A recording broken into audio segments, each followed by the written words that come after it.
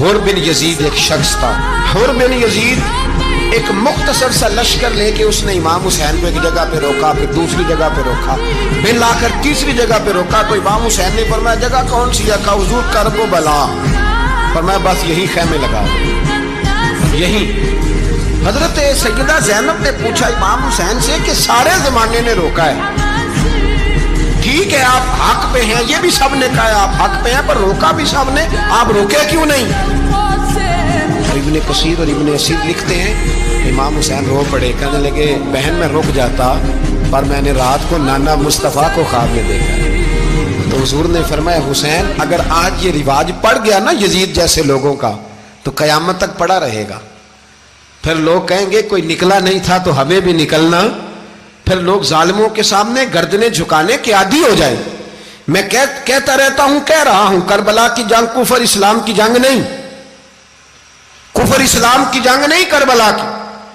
کیونکہ یزید تو بڑا پکا نمازی تھا، خطبہ دیتا تھا. وہ تو جب امام حسین رضی اللہ تعالیٰ عنہ نے کربلا کے میدان میں جمعے کا دن تھا تو یزید کے سامنے کو بات کرنی شروع کی عمر بن سعد کے سامنے. تو عمر بن سعد کہنے لگا حسین زیادہ باتیں نہ کر، ہمارا جمعہ لیٹ ہو رہا ہے، جنگ کے لیے تیار ہو، فٹافٹ آ.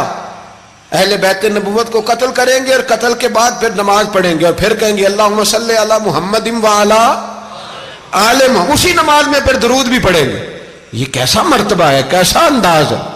دوستی قاتل سے بھی مقتول سے یارانہ بھی. امام حسین نے حر بن یزید امام حسین سے کہنے لگا مجھے حکم ہے آپ کو روکنے کا، آپ آگے نہیں جا سکتے. امام صاحب نے فرمایا وجہ؟ زمین اللہ کی ہے. اس نے کہا آپ بیعت نہیں کر رہے، یزید کی حالات آپ کے حق میں درست نہیں ہیں، آپ نہیں جائیں گے. امام روک گئے. ظہر کی نماز کا وقت ہوا تو حضرت علی اکبر امام حسین کے بڑے صاحبزادے انہوں نے اذان ظہر پڑھی تو حر بن یزید کے لشکر نے امام حسین کے پیچھے نماز ادا کی. کہا بھئی تم مقابلے میں آئے ہو نماز پیچھے پڑھتے ہو؟ کہا حضور مقابلہ تو تلواروں سے کر رہے ہیں پر ہمارا دل تو مانتا ہے نا کہ مصطفیٰ کا نواسہ بڑی شان والا ہے. حر بن یزید نے 3 نمازیں لشکر سمیت امام حسین کے پیچھے پڑھی ہیں، 3 نمازیں، ظہر عصر اور مغرب. پھر امام حسین کے سامنے شرائط پیش کی کہ آپ کو یہاں گھیر لیا گیا ہے، یہاں آپ بیعت کریں گے، یہاں جنگ کریں گے، 2 ہی باتیں. امام حسین نے فرمایا نہیں بھائی بیعت تو میں نہیں کرتا، اس کے علاوہ تم جو کہتے ہو میں کرنے کو تیار ہوں. اس نے خط لکھا، عبید اللہ ابن زیاد کو ایک بندہ دوڑایا پیچھے، کوفے چند میل پہ کوفہ تھا. کہا وہ نہیں مان رہے، کیا کرنا ہے؟ تو حسین ابن علی ہے، میں زیادہ دیر انہیں روک بھی نہیں سکتا. انہوں نے پیغام دیا حر بن یزید کو کہ کرنا کچھ بھی نہیں، ان کا پانی بند کر دو، بلیک میل کرو، کھانا پانی نہیں ملے گا، چھوٹے چھوٹے بچے ہیں خود ہی مان جائیں گے.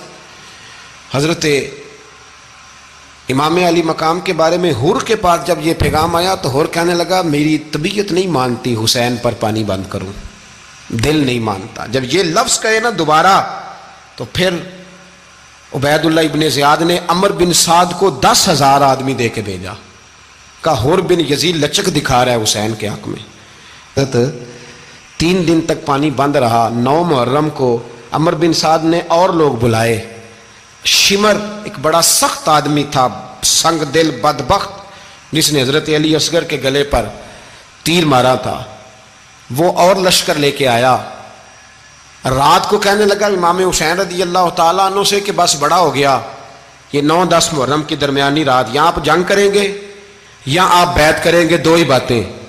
امام حسین اندر گئے، سیدہ زینب سے مشورہ کیا، باہر آئے، فرمایا بات وہی ہے جو پہلے دن والی ہے. امام حسین رضی اللہ تعالیٰ عنہ نے فرمایا بھائی بیعت تو میں نہیں کرتا، باقی جو تمہارا پروگرام ہے. شمر اور ابن سعد کہنے لگے پھر جنگ کے لیے تیار ہو جائیں. کیا انداز ہے امام حسین کا. فرمانے لگے کل جنگ کروں گا، مجھے پتا تو ہے جنگ کا نتیجہ کیا نکلنا ہے، ایک رات مجھے دے دو تاکہ میں کھل کے اپنے رب کی عبادت تو کر لوں. حسین نے جانا ہے، مجھے پتا ہے کل رزلٹ 72 اور 22,000 کا کیا ایک رات مجھے دو، میں مالک سے راز نیاز تو کروں. میں گویا اس سے پوچھوں تو صحیح کہ مالک میرے والد بھی شہید ہیں، بھائی بھی شہید ہیں، نانا کو بھی دکھوں میں دیکھا ہے، تو اب میری باری ہے تو مالک میں حاضر ہوں، مجھے موقع تو دو. اس لیے کہ میرے نانا نے بدر میں بھی ساری رات عبادت کی تھی، صبح مجھے موقع دو. اور دنیا کا اصول ہے جب کوئی موقع مانگتا ہے تو دیا جاتا ہے. یہ دونوں کہنے لگے کوئی موقع نہیں. حر بن یزید پیچھے سے بولا, کہنے لگا نہیں بدتمیزی نہ کرو, حسین کو موقع دو, تمہیں دینا پڑے گا. موقع دیا. حر بن یزید نے پھر منت کی, کہا حضور آپ مہربانی کرے مان جائیں. فرمایا ماننے والا کھاتا کوئی نہیں. یہ بڑا مشکل. سورج چڑھا, 10 محرم کا دن, جمعے کا وقت. جناب سیدنا امام حسین رضی اللہ تعالیٰ عنہ نے ریت پر سجدے کیے, لمبے سجدے, لمبی نماز.